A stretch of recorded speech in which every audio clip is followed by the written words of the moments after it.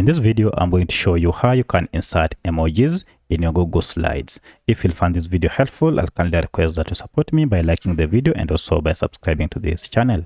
To add your emojis in your Google Slides, it's pretty simple. Go ahead and click or select the slide you want to add the emojis. Now, once you are on that slide, go ahead and click on Insert here, and then go to Shapes. And under these shapes, you can see we have quite a number of shapes. Among them, we have emojis, and you can see we have like this. This is a smile face emoji.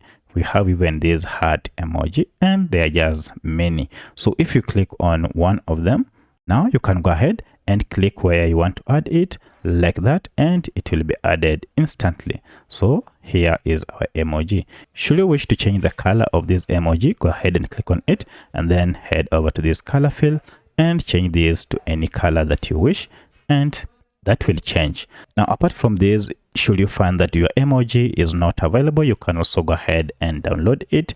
One of the best websites you can download emoji from is Flat Icon, and then insert in your project. So that's how you can insert emojis in Google Slides. If you have any other question, kindly let me know in the comment section. Otherwise, thanks for watching, and let's meet in the next video.